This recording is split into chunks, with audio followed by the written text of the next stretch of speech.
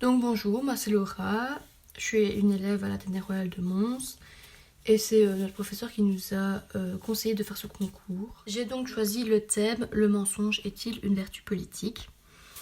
Donc après plus ou moins 6 semaines de confinement, je me sens très bien. Franchement, repos total, plus d'école, comme si j'étais en vacances. Pas du tout, non, je me sens au contraire très vulnérable, très impuissante, parce que on ne peut rien y faire pour en finir avec ce virus, à part rester confiné, se laver les mains, porter des masques et se distancier de tout le monde. C'est triste de constater que malgré les demandes du gouvernement, il y en a qui continuent à faire des petits barbecues entre amis, des petites parties, des petits déplacements très inutiles comme aller au McDonald's. Mais malgré tout, je me sens utile parce que j'ai fait l'apprentie coiffeuse avec mon frère et mon père, avec une tondeuse électrique. J'ai découvert mes talents cachés, on peut dire ça.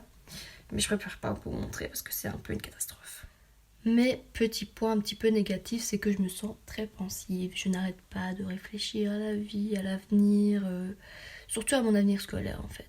Donc revenons à notre sujet principal qui était: le mensonge est-il une vertu politique ?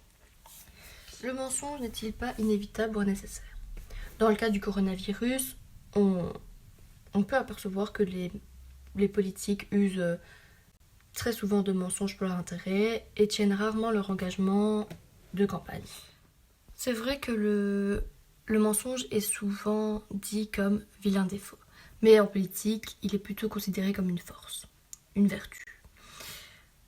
En ce qui concerne les actualités, beaucoup pensent que la politique nous cache certaines faiblesses de l'État en ce qui concerne les masques, la disponibilité dans les hôpitaux, les médicaments, les vaccins, etc.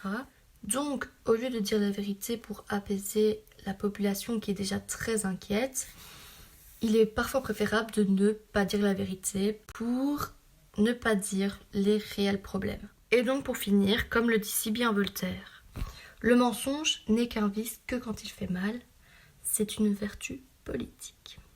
Voilà, merci de m'avoir écouté, c'était la petite révolte de Laura Ruel.